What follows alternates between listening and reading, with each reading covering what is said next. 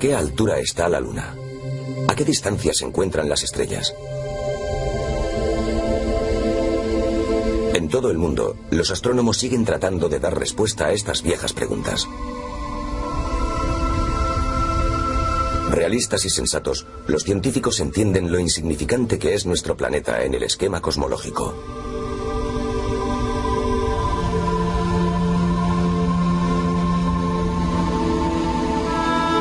Desde la época de los antiguos egipcios, el cielo apenas ha cambiado. Y las preguntas son las mismas. ¿Alcanzaremos alguna vez las estrellas? ¿Cuán extenso es el cielo? Preguntas que nos conducen a las fronteras del tiempo.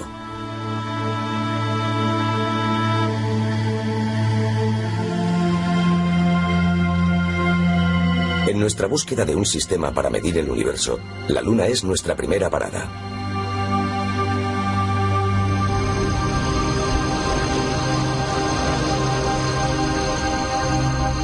La Luna es nuestro único satélite natural. Está a poco más de 380.000 kilómetros de distancia y la luz que refleja tarda solo algo más de un segundo en llegar hasta nosotros.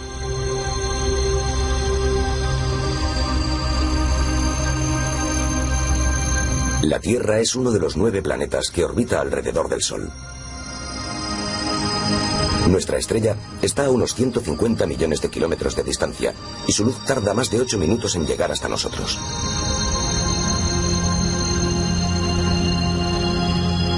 Desde los planetas exteriores, el Sol es apenas una estrella brillante. Neptuno se halla a 5.000 millones de kilómetros. La luz solar tarda 4 horas y media en llegar.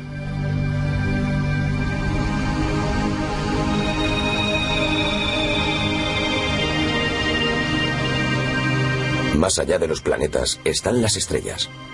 Todas parecen iguales a simple vista, como si solo tuvieran 2 dimensiones. Ahora, gracias a la astronomía, sabemos mucho sobre su naturaleza y sobre la distancia a la que se encuentran.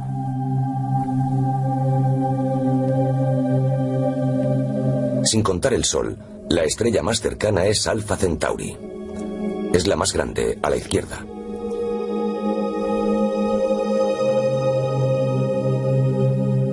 Alpha Centauri está a 40 billones de kilómetros de la Tierra.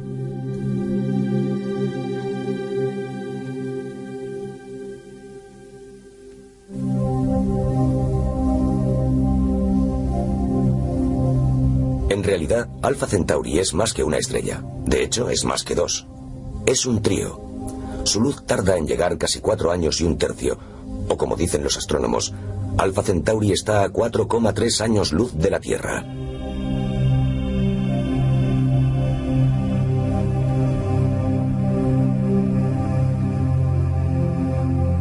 Desde aquí, a esta distancia, el Sol es un punto, una modesta estrella visible a simple vista.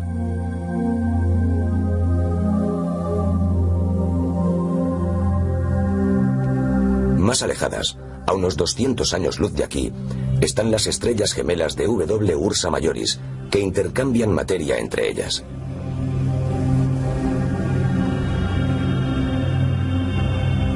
Más lejos, llegamos a la constelación de Orión. Desde la Tierra sus estrellas parecen estar cerca entre ellas, en un plano de 2 dimensiones. Aquí nos damos cuenta de la existencia de una tercera dimensión, la profundidad, que hace que estén a diferentes distancias.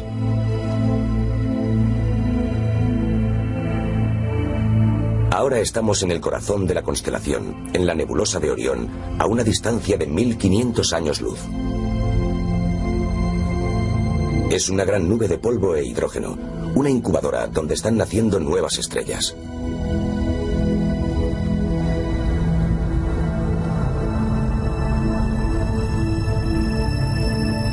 Si siguiéramos viajando a la velocidad de la luz, tardaríamos otros 30.000 años en alcanzar el centro de nuestra galaxia.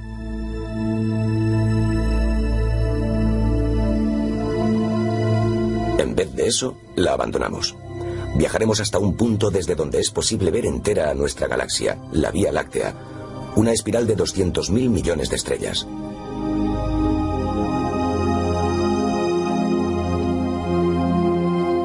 Pero es solo una más en el grupo local de galaxias.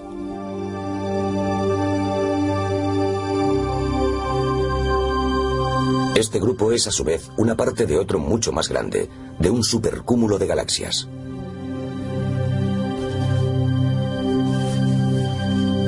Los supercúmulos forman redes que cruzan el universo, dejando en medio espacios aparentemente vacíos de galaxias.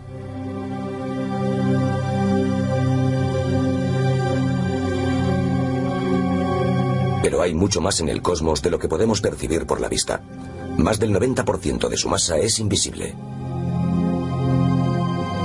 A esta masa que no vemos se le conoce como materia oscura, un mar de partículas exóticas que posiblemente llena el universo.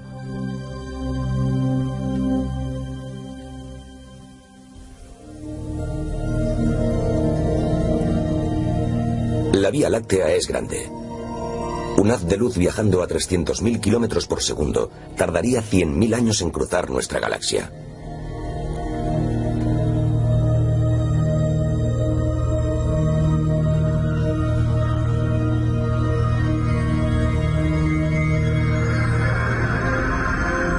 A la misma velocidad, un viaje a través de nuestro sistema solar sería solo una cuestión de horas.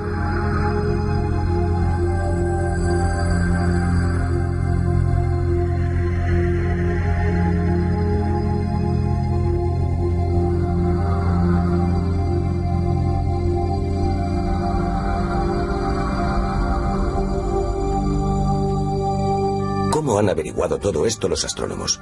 ¿Cómo aprendieron a medir el universo? La historia comienza hace más de 2000 años, en Egipto. Implica geometría básica, un tipo de cálculos familiares a los constructores de templos. Esto dio al mundo la primera unidad de medida astronómica, una unidad tan grande como el mundo.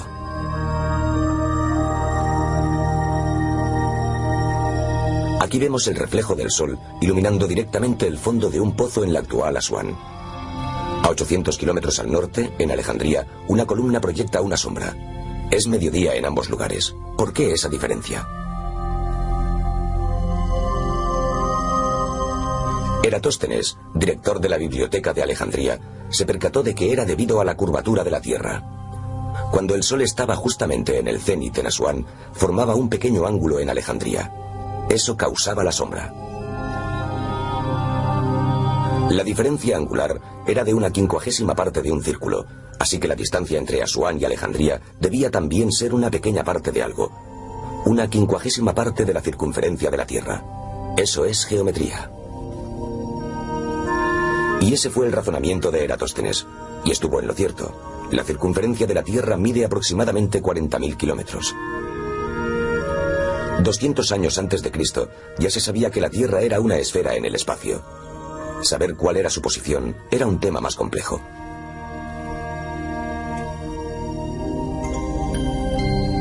Una antigua idea griega situaba a la Tierra en el centro de todas las cosas.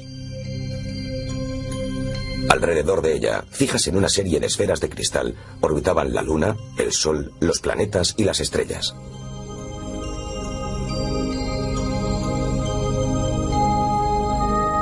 Pero los planetas eran un rompecabezas. Fueron llamados estrellas errantes, dado que su desplazamiento por el cielo podía ser errático. Algunos se paraban, invertían el sentido de su marcha y más tarde reemprendían el camino de nuevo. El astrónomo griego Ptolomeo tenía una respuesta. Justificó esas erráticas trayectorias con los llamados epiciclos, que eran como si los planetas tuvieran pequeñas órbitas alrededor de sus trayectorias orbitales principales. Era una idea descabellada, pero parecía adecuarse a las observaciones.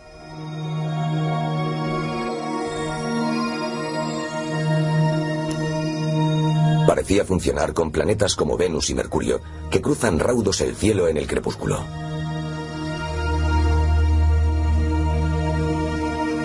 Pero fallaba con otros, como Marte. Durante 1400 años no hubo progresos claros, pero en el siglo XVI, un danés de aguda visión llamado Tycho Brahe tuvo la mitad de una buena idea. Pese a seguir suponiendo que el Sol giraba alrededor de la Tierra, intuyó que todos los planetas circundaban al Sol. El paso de un cometa dio un empuje a su teoría. Observando el gran cometa de 1577, Brahe calculó que en una noche se movía menos que la Luna con relación al fondo de estrellas, lo que implicaba que estaba situado entre los planetas, más lejos que nuestro satélite, haciendo añicos con ello la teoría de las esferas de cristal.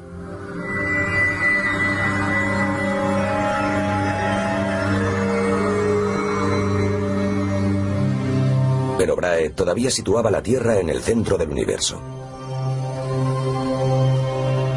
El astrónomo y clérigo polaco Nicolás Copérnico asestó un duro golpe a esa teoría. Él puso a la Tierra en su lugar como planeta que se movía en órbita alrededor del Sol. Sin embargo, asumió que las órbitas de los planetas eran circulares y no pudo explicar los excéntricos giros de Marte.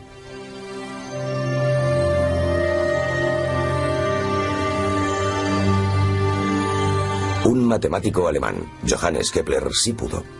Dedujo que las órbitas de los planetas no son circulares, sino elípticas, y que la velocidad de los planetas depende de su distancia al Sol.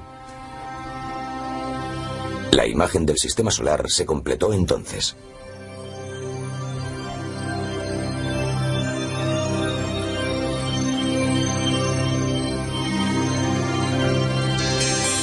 Más tarde entró en escena el científico inglés Isaac Newton, quien amplió el conocimiento sobre las órbitas con su famosa teoría de la gravedad.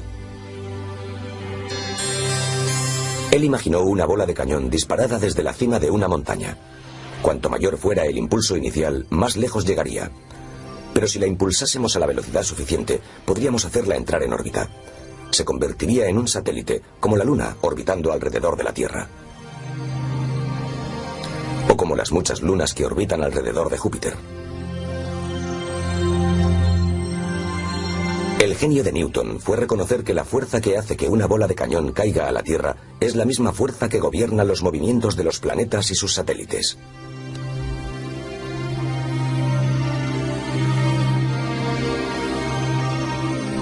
Es la fuerza que dicta la velocidad de las órbitas. En el sistema solar, cuanto más cerca está un planeta del Sol, más rápidamente se mueve para permanecer en órbita.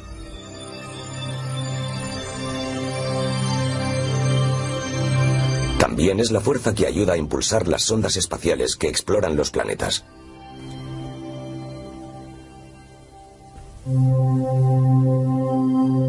Como vemos, en el amanecer de la astronomía moderna había un mapa del sistema solar, pero era un mapa sin escala. El punto es Venus, cruzando por delante del Sol. Este hecho, que se llama tránsito, sucede cuando Venus pasa exactamente entre el Sol y nosotros.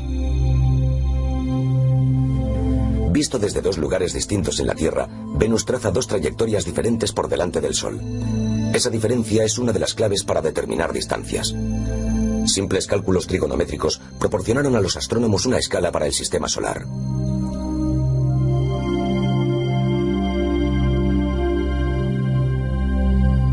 Pero ¿cómo medir las estrellas? Al orbitar la Tierra al Sol, podríamos esperar que las estrellas más cercanas se desplazaran de lado a lado al cambiar nuestra perspectiva del cosmos.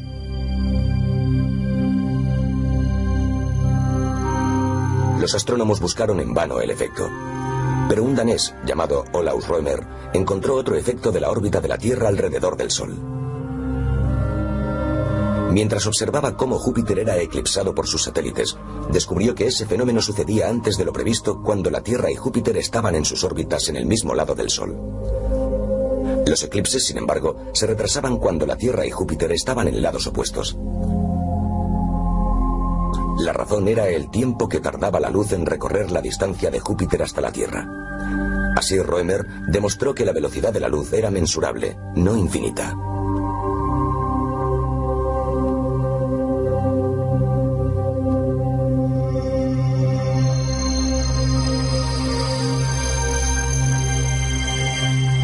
Pero el enigma persistía. ¿Cómo medir la distancia a las estrellas?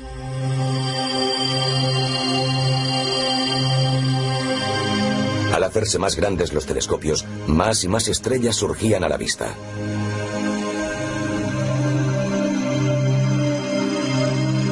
En el siglo XVIII, con un gran telescopio que él mismo construyó, el astrónomo inglés William Herschel comenzó a cartografiar el cielo. Cuidadosamente se dedicó a contar las estrellas. Había millares. Dibujó una carta celeste con sus localizaciones y situó al Sol cerca del centro. Herschel pensó que esto era todo lo que existía en el universo. Las pruebas de que existían más objetos llegaron desde el castillo de Birr, en Irlanda, donde el tercer duque de Rose construyó un telescopio aún más grande. Era a mediados del siglo XIX, y Rose había identificado nubes que resultaban casi imperceptibles. Y las dibujó. Dentro de algunas nubes halló estructuras espirales. Más allá de la Vía Láctea, Rose había comenzado a vislumbrar algunos misterios. Poco a poco los astrónomos fueron aprendiendo finalmente a tratar la cuestión de las distancias estelares. Recientes y más detalladas observaciones revelaron que las estrellas cambiaban de posición si las observábamos desde 2 puntos distantes de nuestra órbita alrededor del Sol. No resulta fácil verlo porque están muy lejanas. El efecto se llama paralaje. Se mide observando una estrella desde un lado de nuestra órbita solar y 6 meses después desde el otro.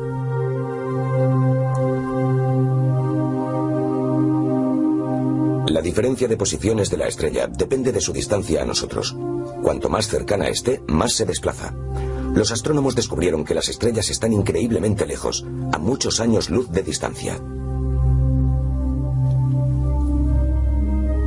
La astronomía progresaba rápidamente. Los científicos hicieron pasar la luz de las estrellas a través de prismas.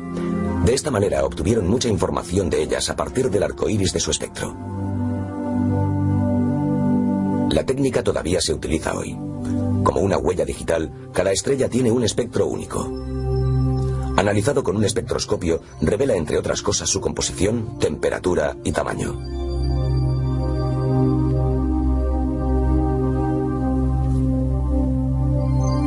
Los espectros pueden agruparse en categorías que indican la relación entre la temperatura de una estrella y su brillo verdadero, lo que los astrónomos denominan luminosidad.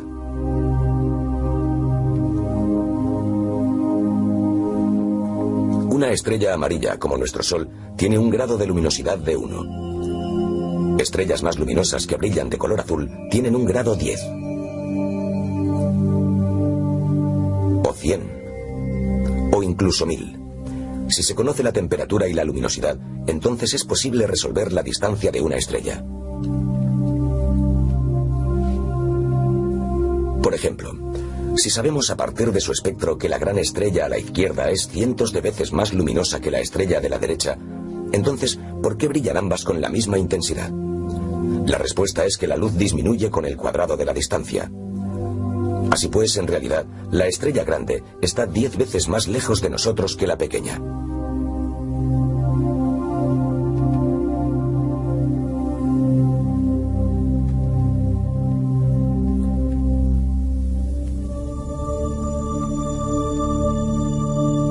Desde la profundidad del cosmos, una estrella que late como un corazón.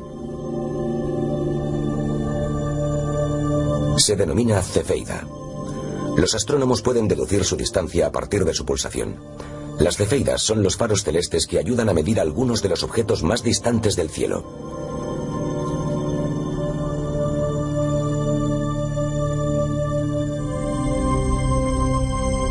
Las cefeidas laten en cúmulos globulares, agrupaciones de estrellas que pueblan los alrededores del disco principal de nuestra galaxia. Midiendo el pulso de una cefeida, puede conocerse la distancia al cúmulo. Los cúmulos globulares están demasiado alejados para ser medidos con el método de paralaje.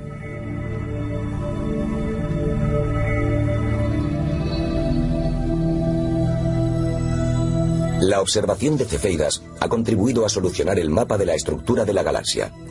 El Sol no está en el centro, sino a 2/3 partes de la distancia entre el centro y el borde de la galaxia. Por fin el Sol era destronado del todo de su lugar en el centro del universo. Pero aún quedaba otra sorpresa.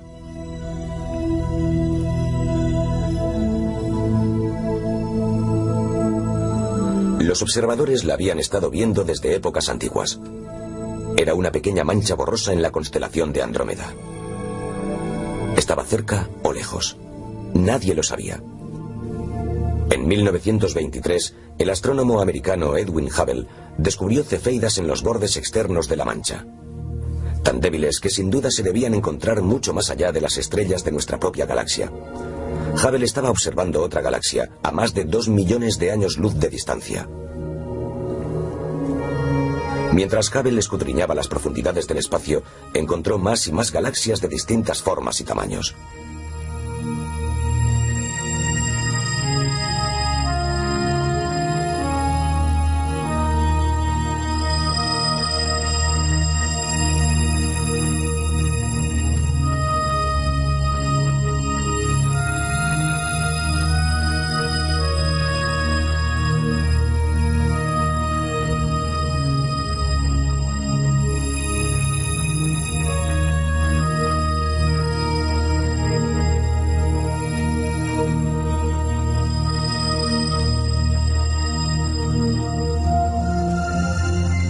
Hubble desveló un universo que se expandía.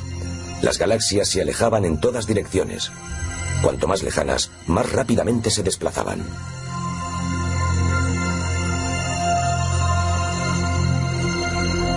La prueba estaba en su luz. Se desplazaba hacia el extremo rojo del espectro, lo que significaba que las longitudes de onda se alargaban.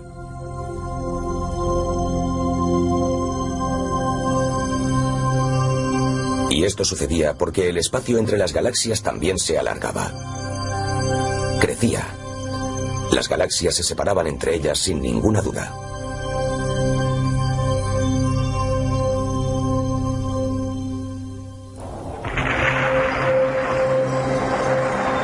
Edwin Hubble había tropezado con una pista sobre el origen del universo.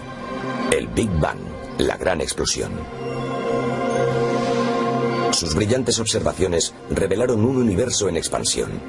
Un universo que debía tener un punto de partida, un momento en el que comenzaron el tiempo y el espacio.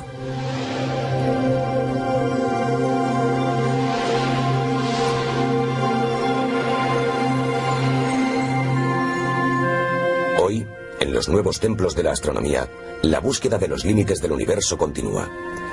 Pero nuestros instrumentos son aún muy toscos. Las observaciones llevadas a cabo con los telescopios ópticos de mayor alcance del mundo tienen un margen de error próximo al 30%. Necesitamos dispositivos más perfeccionados. Como el satélite Hiparco. Libre de la distorsión atmosférica, examinó las estrellas más cercanas, midiendo distancias como nunca antes se había logrado. Otro instrumento es el telescopio espacial Hubble, que continúa el trabajo del mismo Edwin Hubble. En 1994 estudió las cefeidas de una galaxia demasiado distante para los telescopios terrestres. Sus observaciones produjeron un inesperado vuelco a la astronomía. Las cefeidas fijaron la distancia de la galaxia en 50 millones de años luz.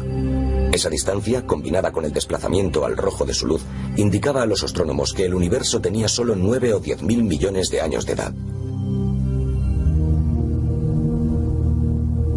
Si el universo era tan joven, ¿cómo es posible que se conozcan estrellas mucho más viejas? ¿Será que las cefeidas envían señales falsas?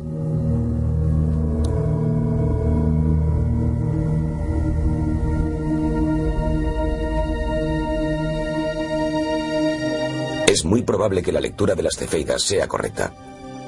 También puede ser que lleve años interpretarlas de forma adecuada. Nuestro conocimiento del Big Bang bien pudiera estar totalmente equivocado. De hecho, ¿seguro que hubo un Big Bang? Y si no lo hubo, ¿por qué el universo se expande? Estas son las preguntas a las que se enfrentan los científicos mientras avanzan lentamente hacia las fronteras del tiempo.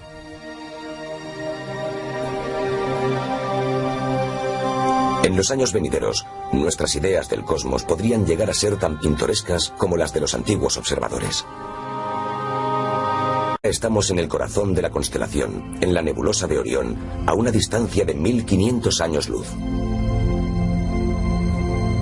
Es una gran nube de polvo e hidrógeno, una incubadora donde están naciendo nuevas estrellas.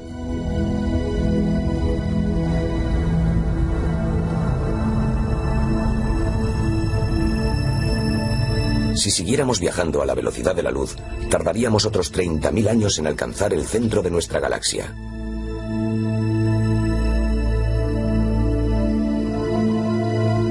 En vez de eso, la abandonamos. Viajaremos hasta un punto desde donde es posible ver entera a nuestra galaxia, la Vía Láctea, una espiral de 200.000 millones de estrellas.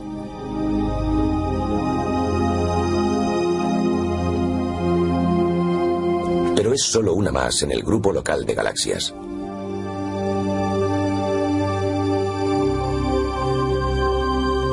Este grupo es a su vez una parte de otro mucho más grande, de un supercúmulo de galaxias.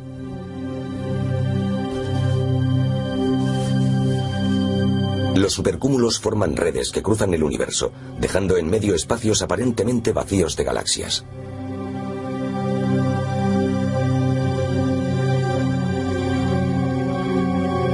Pero hay mucho más en el cosmos de lo que podemos percibir por la vista.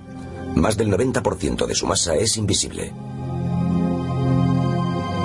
A esta masa que no vemos se le conoce como materia oscura, un mar de partículas exóticas que posiblemente llena el universo.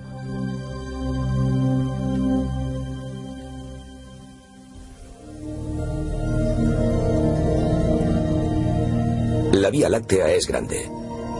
Un haz de luz viajando a 300.000 kilómetros por segundo tardaría 100.000 años en cruzar nuestra galaxia.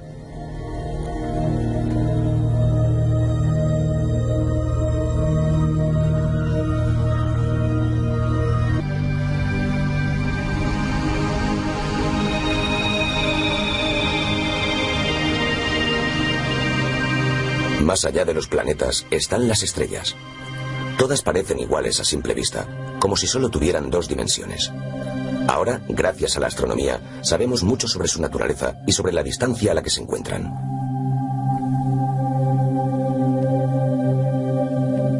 Sin contar el Sol, la estrella más cercana es Alpha Centauri.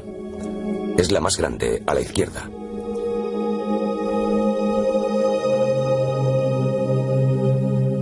Alpha Centauri está a 40 billones de kilómetros de la Tierra.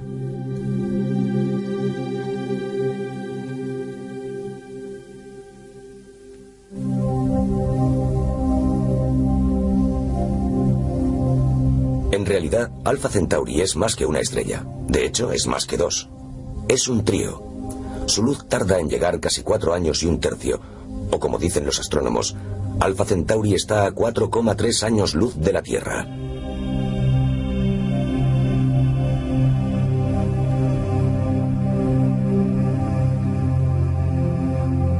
Desde aquí, a esta distancia, el Sol es un punto, una modesta estrella visible a simple vista.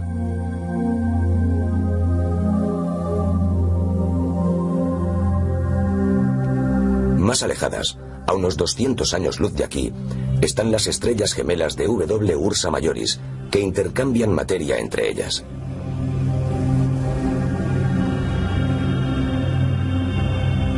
Más lejos, llegamos a la constelación de Orión. Desde la Tierra sus estrellas parecen estar cerca entre ellas, en un plano de 2 dimensiones. Aquí nos damos cuenta de la existencia de una tercera dimensión, la profundidad, que hace que estén a diferentes distancias.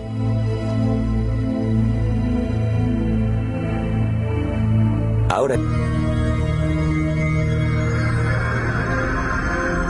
a la misma velocidad, un viaje a través de nuestro sistema solar sería solo una cuestión de horas.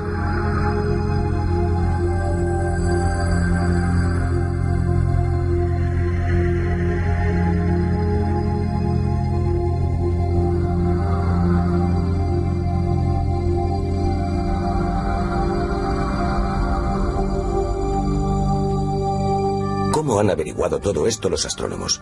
¿Cómo aprendieron a medir el universo? La historia comienza hace más de 2000 años, en Egipto. Implica geometría básica, un tipo de cálculos familiares a los constructores de templos.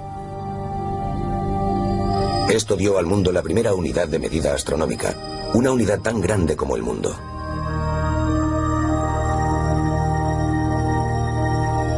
Aquí vemos el reflejo del Sol iluminando directamente el fondo de un pozo en la actual Asuán. A 800 kilómetros al norte, en Alejandría, una columna proyecta una sombra. Es mediodía en ambos lugares. ¿Por qué esa diferencia? Eratóstenes, director de la Biblioteca de Alejandría, se percató de que era debido a la curvatura de la Tierra. Cuando el Sol estaba justamente en el cénit en Asuán, formaba un pequeño ángulo en Alejandría. Eso causaba la sombra. La diferencia angular era de 1/50 parte de un círculo, así que la distancia entre Asuán y Alejandría debía también ser una pequeña parte de algo. una 50ª parte de la circunferencia de la Tierra. Eso es geometría. Y ese fue el razonamiento de Eratóstenes, y estuvo en lo cierto. La circunferencia de la Tierra mide aproximadamente 40.000 kilómetros. 200 años antes de Cristo ya se sabía que la Tierra era una esfera en el espacio. Saber cuál era su posición era un tema más complejo.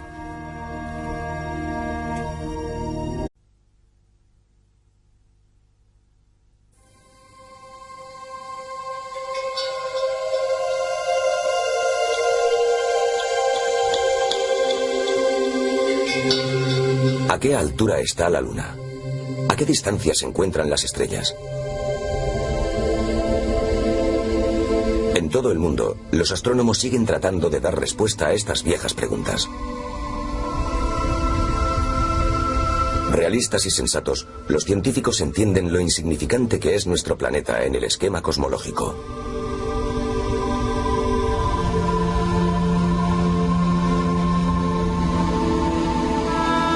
Desde la época de los antiguos egipcios, el cielo apenas ha cambiado. Y las preguntas son las mismas. ¿Alcanzaremos alguna vez las estrellas? ¿Cuán extenso es el cielo? Preguntas que nos conducen a las fronteras del tiempo.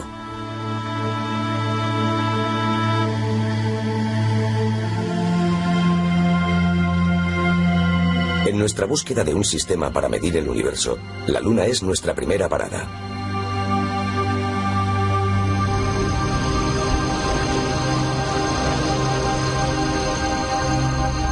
La Luna es nuestro único satélite natural. Está a poco más de 380.000 kilómetros de distancia y la luz que refleja tarda solo algo más de un segundo en llegar hasta nosotros.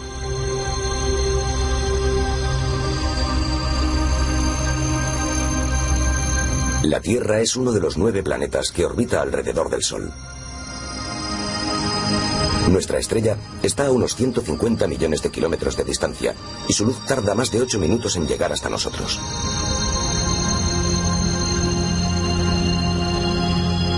Desde los planetas exteriores, el Sol es apenas una estrella brillante. Neptuno se halla a 5.000 millones de kilómetros. La luz solar tarda 4 horas y media en llegar. Una antigua idea griega situaba a la Tierra en el centro de todas las cosas. Alrededor de ella, fijas en una serie de esferas de cristal, orbitaban la Luna, el Sol, los planetas y las estrellas.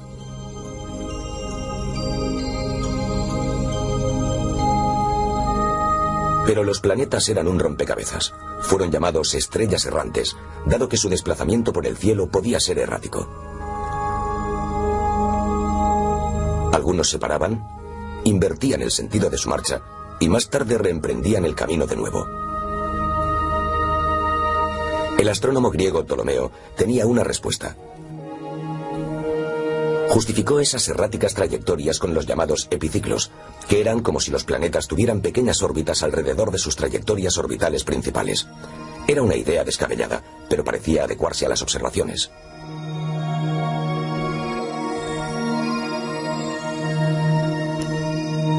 Parecía funcionar con planetas como Venus y Mercurio, que cruzan raudos el cielo en el crepúsculo.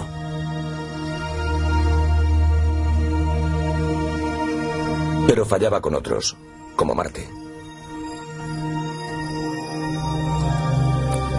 Durante 1400 años no hubo progresos claros, pero en el siglo XVI, un danés de aguda visión llamado Tycho Brahe tuvo la mitad de una buena idea.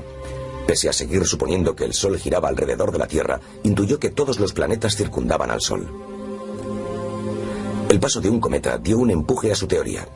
Observando el gran cometa de 1577, Brahe calculó que en una noche se movía menos que la Luna con relación al fondo de estrellas, lo que implicaba que estaba situado entre los planetas, más lejos que nuestro satélite, haciendo añicos con ello la teoría de las esferas de cristal.